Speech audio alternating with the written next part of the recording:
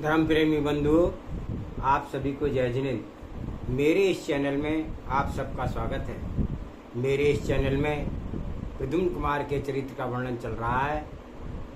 श्री कृष्ण पुत्र प्रद्युम्न कुमार ने अपने पुण्य के प्रताप से किस प्रकार से अनेक सुखों को भोगा और उनके फल को प्राप्त करते हुए वह धर्म, काम और मोक्ष के लिए आगे बढ़ते रहे।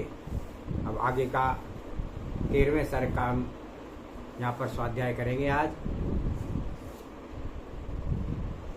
उससे पहले मंगलाचरण करते हैं। ओंकारं बिंदु संयुक्तं नित्यं ध्यायन्ति योगिनः कामदं मोक्षदं चैव ओंकाराय नमो नमः।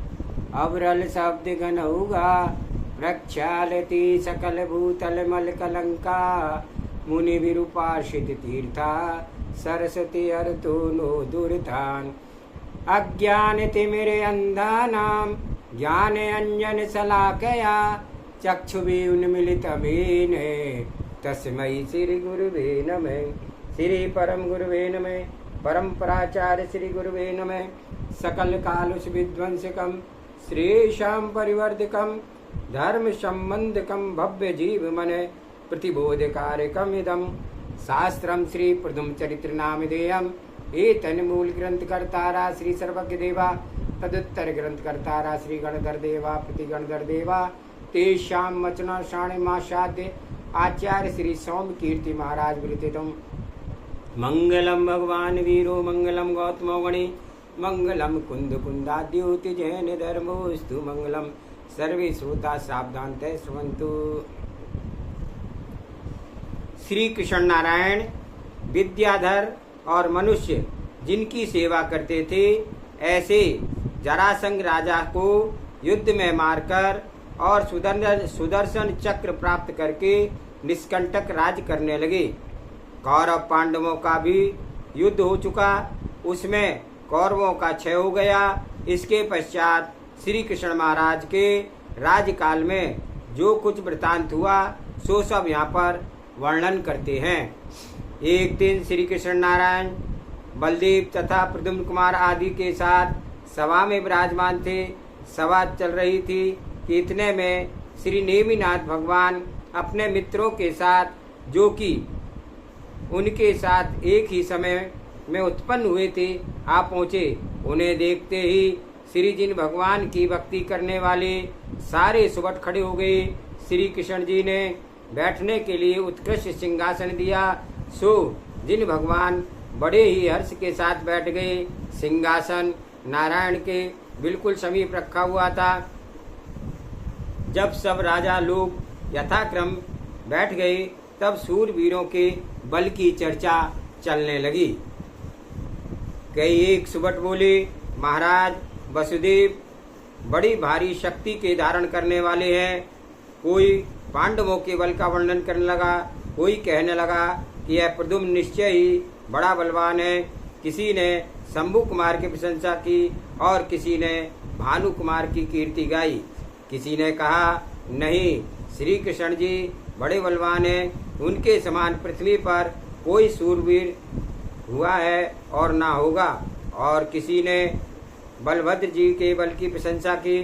सारांश यह है कि जिनके चित्त में जिनकी सूरवीरता जमी हुई थी, सभा में उन्होंने उनकी प्रशंसा की।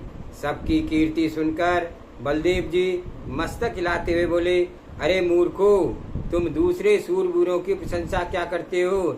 जहाँ श्री नेमिनाथ तीर्थंकर स्वयं विराजमान है, वहाँ दूसरे वीरों की प्रशंसा करना योग्य नहीं है। मेरू पर्वत और सरसों के दाने के में जितना अंतर होता है, ठीक उतना ही अंतर नेमिनाथ और संपूर्ण सूरवीरों में है। जब संसार में उनके समान सूरवीर तथा श्रेष्ठ सुबस दूसरा कोई है ही नहीं, तब हम श्री कृष्ण अथवा दूसरे तो किसी की गिनती में ही नहीं है। इस प्रकार जल बलदेव जी ने बारंबार प्रशंसा की तो नेमिनाथ लज्जा से सिर नीचा करके देखने लगे। उस समय श्री कृष्ण जी ने नेमिनाथ जी से मुस्कुराते हुए कहा, आओ हम और आप यहीं पर मल्लयुद्ध करें। ऐसा कहकर के श्री कृष्ण जी धोती की कांच काड़ी बांधकर खड़े हो गए। यह देख करके नेमि कुमार बोले, यह कार्य सज्जनों के योग नहीं है। हाँ, यह मेरा पैर जो सिंहासन पर रखा हुआ है, यदि आप उठा करके अलग कर देवें तो जनार्दन समझ लेना कि आप सब युद्धों में हार चुका हूँ। जिनेंद्र कुमार के इस प्रकार के वचन सुनकर के श्री कृष्ण जी कमर कसकर उठे और बड़े भारी वेग के साथ सारी शक्ति लगा करके उस वीर शिरोमणि का पैर हटाने लगे, परंतु जीत नहीं सके। पैर नहीं हटा तो बलवान श्री कृष्ण जी ने क्रोधित होकर के फिर से प्रयत्न किया, परंतु इस प्रकार भी उनका पैर जरा भी टस से मस ना हुआ।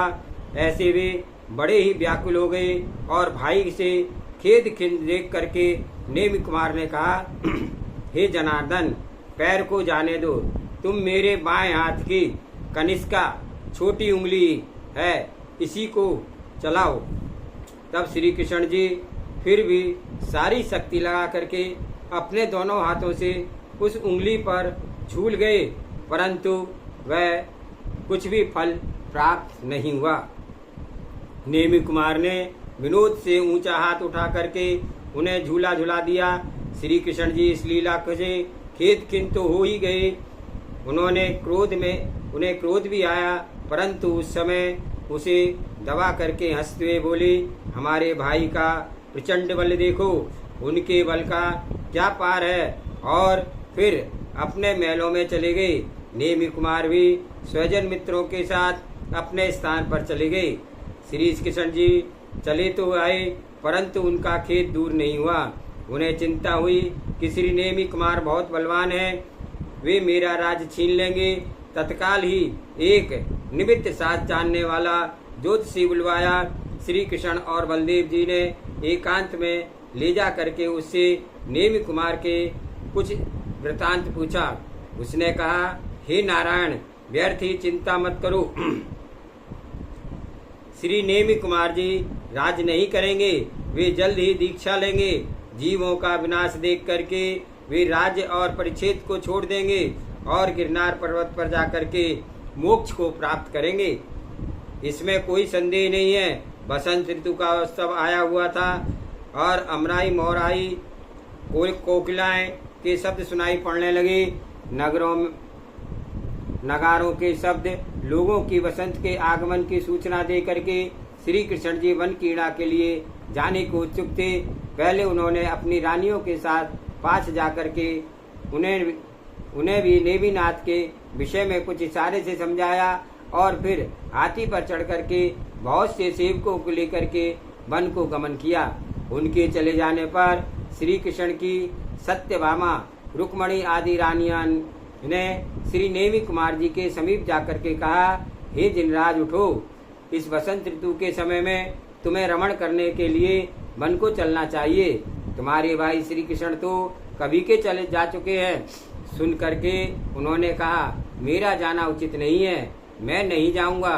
परंतु रुक्मणी आदि रानियों ने नहीं माना। वे उन्हें जबरदस्ती वन के लिए लवा ले गई। श्री कृष्ण जी के वन में पहले पहुंचे गए थे और गोपियों के साथ बहुत समय से क्रीड़ा करते करते जब उन्हें नेमि कुमार के आने के समय निकट समझ आ गया, तब किसी दूसरे वन में चले गए और जाते समय श्री नेमि कुमार के विषय में गोपियों को कुछ सिखवान दे करके गए। उनके चले जाने पर गोपियां नेमि कुमार के साथ मनोहर क्रीड़ा करने लगी। कोई केसर उछेलने लगी, कोई चंदन डालने लगी, कोई पिचकारी मारने लगी, कोई प्रेम के भार से उन्मत्त हुई। अनेक सुंदरियां वृक्ष के फूल तोड़ करके मिस करके नेमिनाथ को अपने कुचों के आघात से पीड़ित करने लगी। इस प्रकार श्री कृष्ण जी ने गोपियों और रानियों को अपने देवर के साथ लज्जा रहित होकर के बहुत समय तक हास्य किया और हाव भावपूर्ण जल क्रीड़ा आदि लीलाएं की। अंत में श्री नेमी कुमार ने वापिका से निकल करके अपने जल से भीगी हुई धोती उतार दी और जाम्बवती से कहा, हे देवी, तुम यह मेरी धोती निचोड़ दो। परंतु जाम्बवती बड़ी रुष्ट हुई। वह बोली, तुम बड़े मूर्ख हो, तुम्हें मुझ पर ऐसी आज्ञा नहीं चलानी चाहिए, क्योंकि मैं श्री कृष्ण की रानी हूँ। यदि इस प्रकार आदेश करने की तुम्हारी इच्छा रहती है तो किसी उत्तम कन्या की मंगनी करके विवाह क्यों नहीं कर लेते हो। इस समय ऐसा काम करने की आज्ञा तो मुझे मेरे स्वामी भी नहीं देते हैं, जो 3 खंड के स्वामी हैं और सुदर्शन नाम के चक्र को हाथ से फिरा सकते हैं, तथा जिन्होंने सारंग नामक धनुष को खींच करके गोलाकार कर दिया है, तथा नागसैया पर आरूढ़ होकर के पंचजान नामक शंख को बजाया है था। जाम्बवती के उद्धता को वचन सुनकर के नेमिनाथ रुष्ट हो गई और रुक्मणी ने उनको रोका। फिर अरे दुष्टनी, ऐसा मत कह, यह सच्चराचर 3 लोक में इनके समान कोई बलवान नहीं है। ऐसा कह करके रुक्मणी ने उस धोती को लेकर के स्वयं निचोड़ दी, परंतु नेमि कुमार शांत नहीं हुए। जब जाम्बुवती का गर्व जान करके आयुशाला में पहुंचे और बड़े क्रोध से उसका दरवाजा खोल करके भीतर गए और चक्र तथा धनुष को लेकर के नागसैया पर चढ़ गए। फिर उन्होंने उस धनुष को गोलाकार करके सर्प का मर्दन करके उस चक्र को फिरा करके उस शंख को अपनी नासिका के स्वर से बजाया। उनके प्रचंड शब्दों को सुनकर के श्री कृष्ण जी दौड़े हुए आए और नेमि कुमार को उक्त अवस्था में देख करके बोले, हे जिनेश्वर, आपने कुछ स्त्रियों के वाक्य से रुष्ट होकर के यह क्या करना आरंभ कर दिया। उठो और क्रोध को छोड़ो। ऐसा कह करके श्री कृष्ण जी भगवान को वहां से उठा करके भली भांति संतुष्ट करके अपने महल में ले गए और वहां बड़े आदर से उन्हें भोजन आदि करा के चिंता करने लगे कि अब क्या करना चाहिए। फिर सब कारण समझ करके वे शिवा देवी के महल में गए और उन्हें नमस्कार करके विनय पूर्वक बोले, हे माता, श्री नेमि कुमार जवान हो गए हैं, विवाह के योग हो गए हैं, तुम अभी तक उनका विवाह क्यों नहीं करती हो, उसका क्या कारण है। शिवा देवी ने उत्तर दिया, हे जनार्दन, हमारे वंश में तो तुम ही सबसे प्रधान हो, फिर इस विषय में मुझसे क्या पूछते हो, यह सब कर्तव्य तो तुम्हारा ही है। यह सुनकर नारायण अपने महल को लौट आए और महल में आकर के श्री कृष्ण जी ने पहले बलदेव जी के साथ इस विषय पर विचार किया। राजा उग्रसेन ने के यहाँ जाकर के उन्होंने उनकी ज्येष्ठ कन्या मांगनी की और फिर वहाँ से कुछ कपट रच करके वे अपने नगर को लौट आए तथा नेमिनाथ भगवान के विवाह का उत्सव करने लगे। उसी समय उन्होंने समस्त यदुवंशी और भोजवंशी आदि राजाओं को बुलवाया। सुबह सब अपनी अपनी स्त्रियों के सहित द्वारामती नगरी को आ पहुँचे। जगह जगह यादवों की स्त्रियां नृत्य करने लगी। तब विदित आदि बाजों के समूह से जगह जगह बजने लगे। घर घर विचित्र प्रकार की बंधनवारें बंध गई और मंडप सज गए। ऐसा कोई भी घर नहीं दिखता था जहाँ कुछ उत्सव ना होता हो। श्री कृष्ण जी का मर्दन उबटन करके स्नान कराया गया। नेमि कुमार जी का मर्दन उबटन करके स्नान कराया गया और फिर स्त्रियों ने उन्हें नाना प्रकार के श्रृंगार कराए और मंगल गीत गाए। वहाँ उग्रसेन महाराज के घर भी खूब उत्सव होने लगे। उन्होंने भी अपने स्वजन बंधुओं को महाराज के घर में खूब उत्सव होने लगे बुलाए और वे जूनागढ़ आ गए। इस समय इस तरह दोनों ओर आनंद दिखाई देने लगे। इसमें श्री नेमिनाथ तीर्थंकर सरीके वर और त्रिलोक सुंदरी राजमती सरी की कन्या उस विवाह का उत्सव के अधिक प्रशंसा क्या की जावे। तदंतर उग्रसेन ने वर को लिवाने के लिए उत्तम उत्तम सवारियां लेकर के अपने बहुत से अच्छे अच्छे सेवकों को उत्तम आभूषण से राज सजा धजा करके भेजे। सो वे सब आनंद के साथ समुद्र विजय के घर पहुँचे। उनका यादवों ने खूब सत्कार किया और यादवों की स्त्रियों ने उन्हें गायन भोजन आदि से प्रसन्न किया। उसके पश्चात वे नाना प्रकार के वाहनों सहित बारात के साथ हो लिए। शिवा देवी देवकी रोहिणी सत्यभामा रुक्मणी आदि सब रानियों ने द्वारका में ही सब मंगल विधान किए, अर्थात वे बारात के साथ नहीं चली। इस समय मंगल आरती उतारी जा रही थी।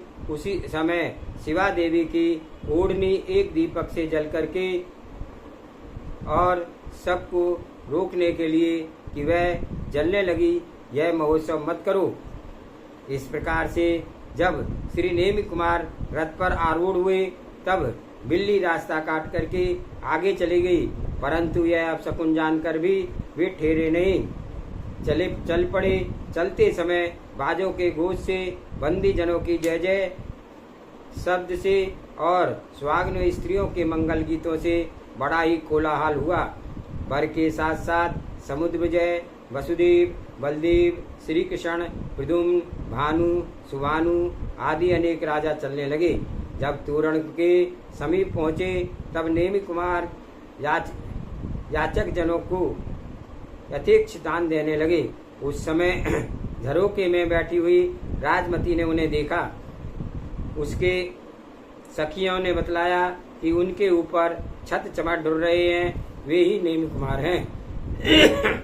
तोरण के दाहिनी ओर बाईं ओर के स्थान में अनेक पशु बंध रहे थे, अतिशय दीनता से भरे हुए शब्द करते थे। नेमि कुमार को भी यह शब्द सुनाई पड़े। उसी समय बहुत सी स्त्रियां उग्रसेन के महल के मंगल कलश लिए हुए कोई उचित क्रिया करने के लिए आई। जीवों के शब्द को सुनकर दयामूर्ति नेमि कुमार ने यहाँ वहाँ देखकर सारथी से पूछा, राजा ने यह जीव का समूह किसी कारण से बांध रखा है, मुझे शीघ्र बतलाओ। सारथी बोले, हे नाथ सुनो, ये सब पशु आपके लिए तथा आपके विवाह के लिए इकट्ठे किए गए हैं। आज आधी रात को ही ये सारे मारे जावेंगे और सवेरे आपके सत्कार के लिए इनका भोजन तैयार किया जाएगा, जिसको सब यादव लोग खावेंगे। ये सब श्री कृष्ण की आज्ञा से बांधे गए हैं। सारथी के ये भाग सुनकर के श्री नेमि कुमार अपने हृदय में चिंतन करने लगे कि यह गृह बंधन ग्रस्त मार्ग पाप का कारण है। ये जीवों को घात करने वाले दुष्ट लोग इस हिंसा से कर्म से उस नरक को पड़ेंगे जहाँ की बड़ी भारी वेदना होती है। इन निरपराधी पशुओं को जो बेचारे जंगलों में रहते हैं और घास खा करके अपना समय व्यतीत करते हैं, ये क्यों मारते हैं?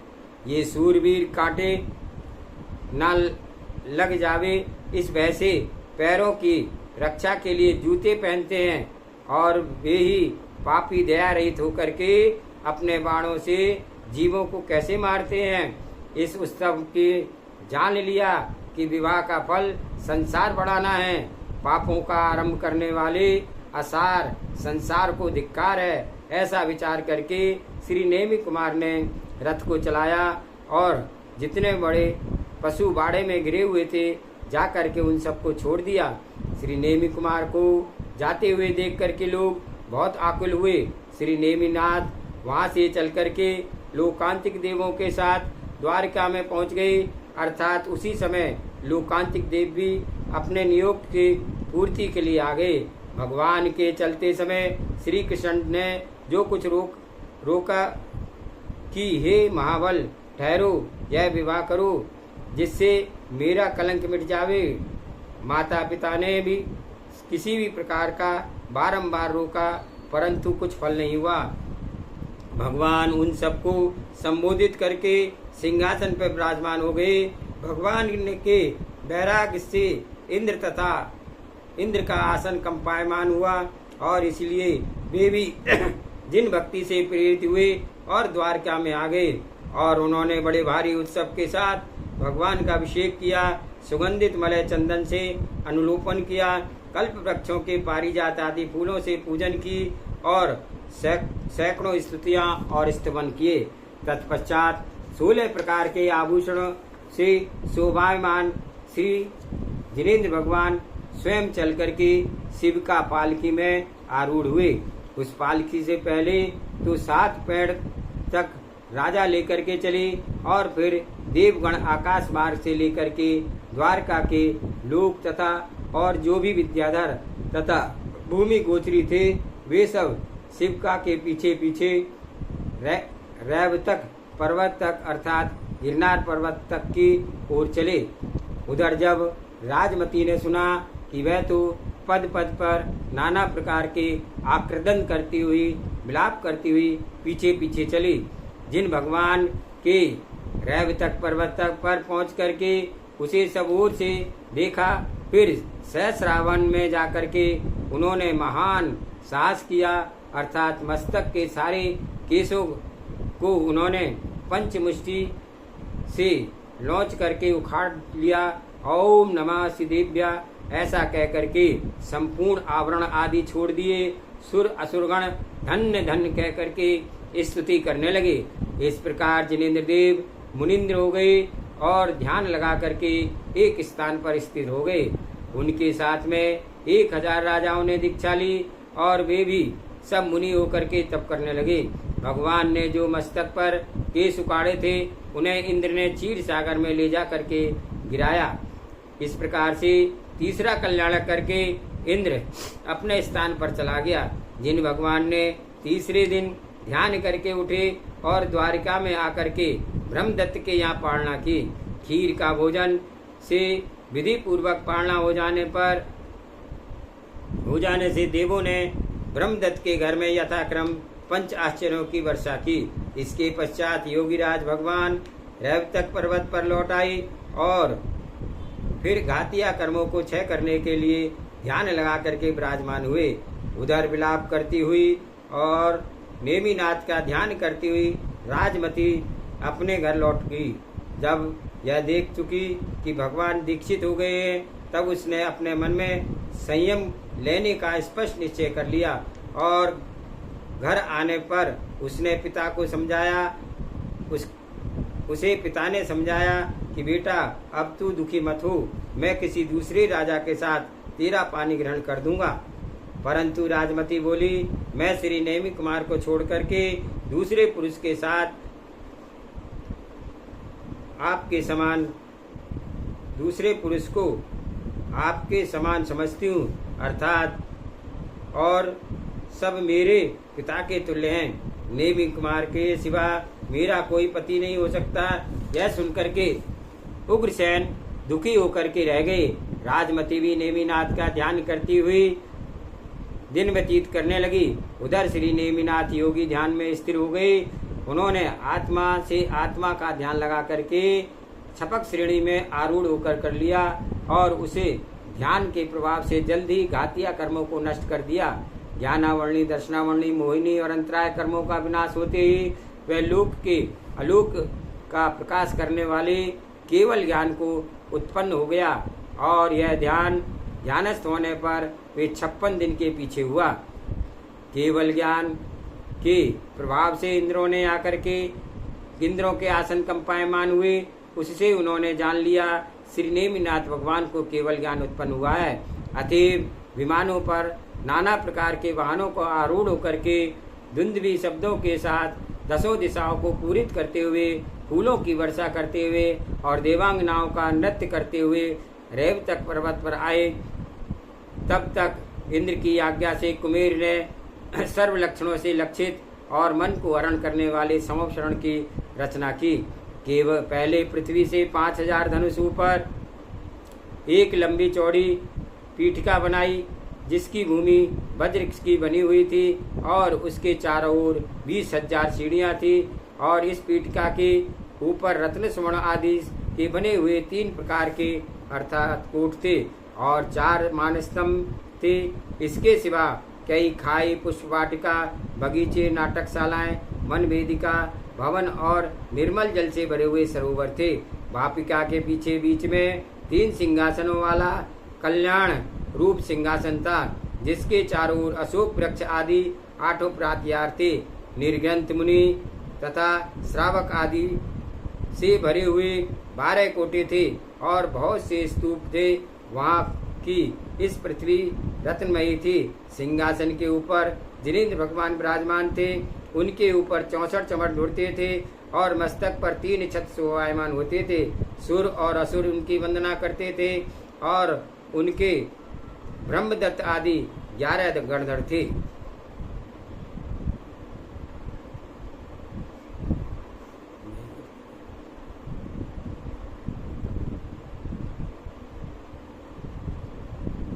इस प्रकार इंद्र की आज्ञा से 14 गणधर थे। नेमिनाथ जी के 14 गणधर थे। इस प्रकार इंद्र की आज्ञा से संवत्सरण की रचना की गई। श्री जिन भगवान ने को केवल ज्ञान हुआ, ऐसा सुनकर के द्वारका के समस्त लोग वंदना करने के लिए गए। कृष्ण, समुद्र विजय आदि यादव, शिवा देवी, देवकी आदि रुक्मणी, सत्यभामा आदि रानियां और उग्रसेन आदि अन्य सब राजा लोग भी गए। संवत्सरण को देख करके सबको बड़ा अचरज हुआ। सब लोग 3 प्रदक्षिणा दे करके भावपूर्वक स्तुति करके नमस्कार करके विधि पूर्वक पूजा करके मनुष्यों के कोठे में यथास्थान बैठ गए। राजमती भी 5000 रानियों के साथ संवत्सरण में आई और भगवान को नमस्कार करके दीक्षित हो गई। जितनी स्त्रियां आरिका हुई थी राजमती, उन सबकी महतारा अर्थात स्वामिनी हो गई। इसके पश्चात सुनने की इच्छा करने वाले लोगों के लिए श्री वरदत्त गणधर जिन भगवान से बोले, हे प्रभु, भव्य रूपी चातकों को संतुष्ट करने के लिए धर्म रूपी मेघ को प्रकट करो। ये प्राणी अनादिकाल से मिथ्यात्व की तृष्णा अतिशय पीड़ित हो रहे हैं। तब मेघ के स्वरूप को धारण करने वाले हे जिनेन्द्र देव, भव्य रूपी चातकों के लिए सप्तभंगमयी अतिशय गंभीर और मधुर वाणी बोले। उस वाणी के में 4 अनुयोगों, 12 अंगों, रत्नत्रय और 7 तत्वों का सार तथा स्वरूप था। भगवान बोले, संसार के भ्रमण का नष्ट करने वाला धर्म 2 प्रकार का है, एक मुनियों का और दूसरा गृहस्थों का, जिसमें से दिगंबर मुनियों का चरित्र 13 प्रकार का है, 5 महाव्रत, 5 समिति और 3 गुप्ती। इसके सिवा मुनियों के 28 मूल गुण और हजारों 84 लाख उत्तर गुण तथा प्रतिदिन के करने योग 6 प्रकार के आवश्यक कर्म हैं। मुनियों के इस प्रकार के निर्मल चरित्र का पालन करके मोक्ष के शाश्वत सुख को प्राप्त करते हैं। और गृहस्थ का चरित्र 12 प्रकार के 5 अणुव्रत, 3 गुणव्रत और 4 शिक्षा व्रत, श्रावकों के यह 12 व्रत कहलाते हैं। भक्तजनों को ये उत्तम श्रावकों के आचार, सम्यक दर्शन, सम्यक ज्ञान और सम्यक चारित्र के रूप रत्नत्रय से सहित निरंतर पालन करना चाहिए। मुनियों के समान फलों का गृहस्थों को 8 मूल गुण होते हैं। वे सब मध्य, मांस, मधु और 5 प्रकार के उत्तंबर फलों का त्याग। इसके सिवा गृहस्थ को बिना जाने हुए बर्तन में भोजन नहीं करना चाहिए। बुरे फल, बुरे फूल, बाजार का आटा तथा कंद मूल आदि का त्याग करना चाहिए। मक्खन सर्वथा छोड़ने योग्य है। ऐसा अन्य जिस पर फूल फफूंदे आ गया हो तथा जो द्विदल हो अर्थात गोरस, दूध, दही तथा छाछ से मिला हुआ हो, उस 2 दालों वाला को नहीं खाना चाहिए, क्योंकि इनमें अनंत काय होता है, अर्थात उसमें अनंत जीवों की राशि होती है। कांजी तक मट्ठा और पका हुआ साग ये 2 दिन के रखे हुए नहीं खाने चाहिए, क्योंकि इनमें अहिंसा व्रत में अतिचार लगता है।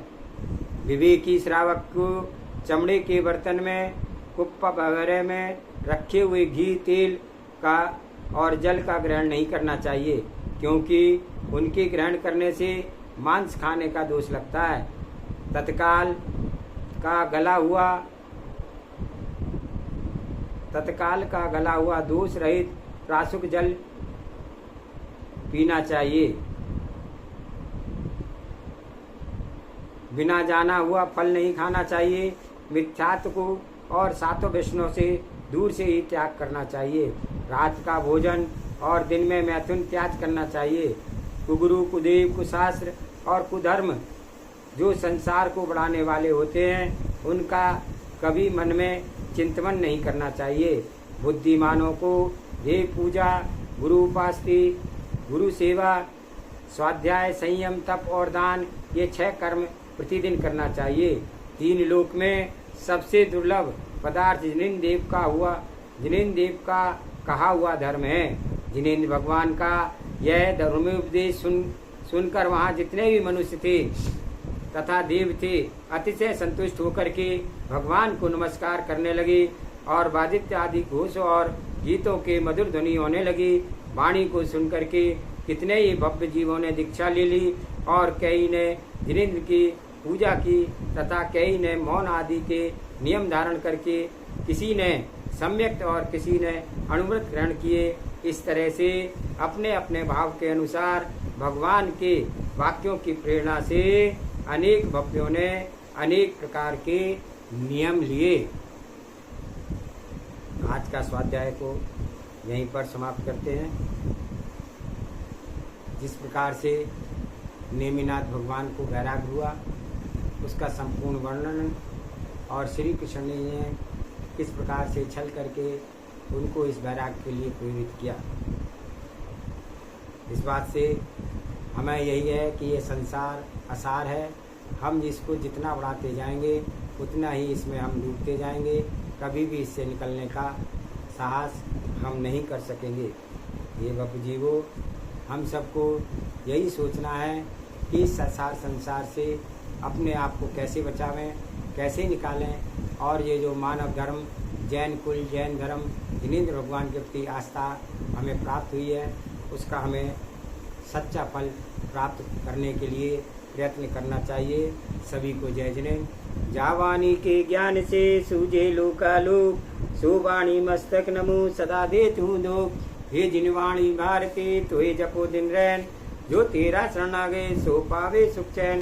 देव भजो अरिहंत को गुरु सेवा निर्ग्रंथ, दया धर्म पालो सदा यही मोक्ष का पंथ। 9 बार नमोकार मंत्र।